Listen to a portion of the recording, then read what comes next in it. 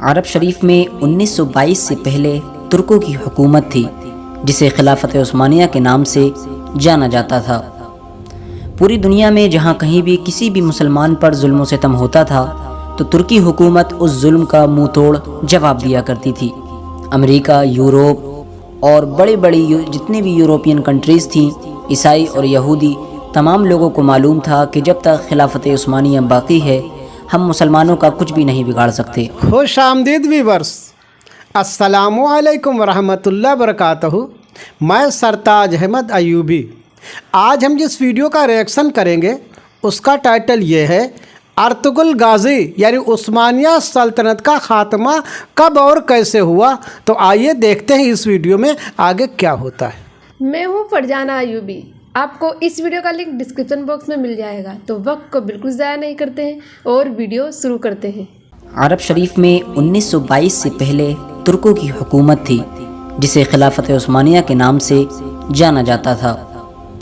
پوری دنیا میں جہاں کہیں بھی کسی بھی مسلمان پر ظلم و ستم ہوتا تھا تو ترکی حکومت اس ظلم کا منہ توڑ جواب دیا کرتی تھی۔ امریکہ، یورپ اور بڑی جتنے بھی یورپین کنٹریز تھیں، عیسائی اور یہودی، تمام لوگوں کو معلوم تھا کہ جب تک خلافت عثمانیہ باقی ہے ہم مسلمانوں کا کچھ بھی نہیں بگاڑ سکتے۔ ان لوگوں کو اگر سب سے زیادہ کسی کا ڈر تھا تو وہ خلافت عثمانیہ تھی، لہٰذا انہی وجہ سے ان لوگوں نے خلافت عثمانیہ کے خلاف سازشیں شروع کی اور خلافت عثمانیہ کو ختم کرنے کے لیے منصوبہ بندی بنانا شروع کر دی تھی۔ لہٰذا ان لوگوں نے سب سے پہلے ایک شخص کو کھڑا کیا جو دھرم سے کرسچن تھا، لیکن ایسی عربی بولتا تھا کہ کوئی بھی اس کے اوپر یہ شک نہیں کر سکتا تھا کہ وہ عربی ہے یا غیر عربی۔ اس شخص نے اپنا کام شروع کیا اور اس دور کے عربی مسلمانوں کو یہ کہہ کر خلافت عثمانیہ کے خلاف گمراہ کرنے کی ناکام کوشش کی کہ بھئی ہم لوگ عربی ہیں اور یہ حکومت کرنے والے ترک لوگ عجمی ہیں یعنی غیر عربی ہیں، تو ہم عربی لوگ ان غیر عربی لوگوں کی حکومت اپنے اوپر کیسے برداشت کیے ہوئے ہیں۔ لیکن اس وقت کے سنی مسلمانوں نے اس شخص کی ایک بھی نہ سنی۔ یہ شخص لانس آف عربن کے نام سے مشہور ہوا، لہٰذا مکہ، مدینہ، طائف جیسے عظیم شہروں میں خونریزی شروع ہو گئی اور ابن سعود کی فوج کے ہاتھوں سے لاکھوں بے گناہ مسلمانوں کی شہادت ہوئی۔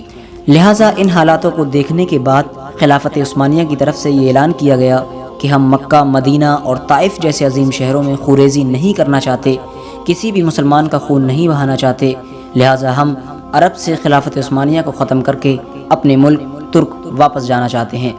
لہٰذا اسی دن سے مسلمانوں کا زوال شروع ہو گیا۔ حجاز مقدس کا نام اسلامی تاریخ میں پہلی بار بدل دیا گیا، لہٰذا حجاز مقدس کا نام ابن سعود نے اپنے اوپر سعودیہ عربیہ رکھا۔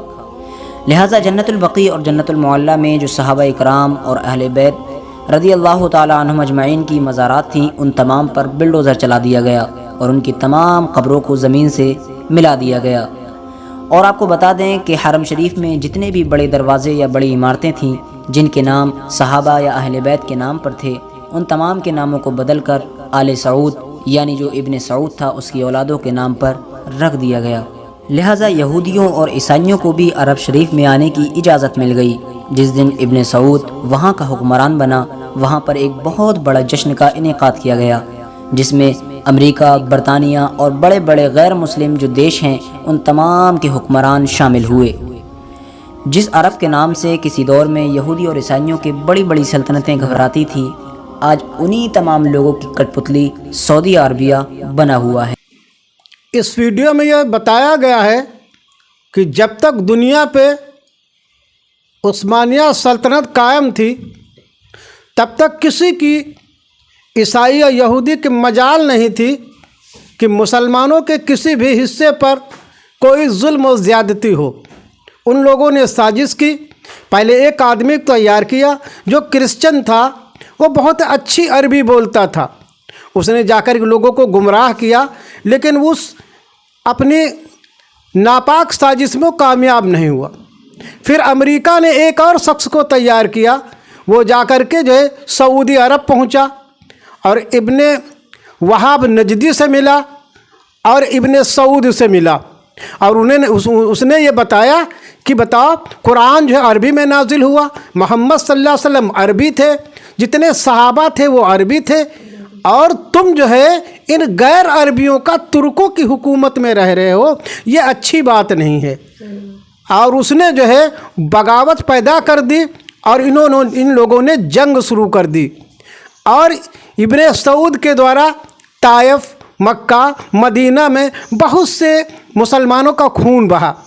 ये बात जब उस्मानिया सल्तनत के जो अर्तुगरुल गाजी थे उनको जब मालूम हुई तो उन्होंने कहा हम इस पाक मुक़द्दस जो है मकामात पर किसी भी मुसलमान का खून बहाना नहीं चाहते हैं, और उन्होंने मक्का, मदीना और ताइफ के शहर को छोड़ दिया। ये बात 1922 की है। तब जा कर के, इससे पहले इसका नाम मक्के का हिजाज था जो है, और इन लोगों ने उसका नाम बदल करके जो है सऊदी अरबिया कर दिया। तमाम मकामात जो कब्रें बनी हुई थी सहाबे कराम की, उन पर बिल्डोजर चलाकर ज़मींदोज़ कर दिया गया, और तमाम जो बड़े बड़े गेट रखे हुए थे काबे में, उनका नाम जो सहाबे कराम रज़ी अल्लाह ताला अन्हु अजमईन के नाम पर रखा था, इन इब्ने सऊद ने जो है उनका नाम इब्ने सऊद आले सऊद रख दिया। तो आपको इस वीडियो में सबसे अच्छा क्या लगा हमें कमेंट सेक्शन में ज़रूर बताइएगा। वीडियो को लाइक, शेयर एंड चैनल को सब्सक्राइब करें। तब तक के लिए अल्लाह हाफिज़।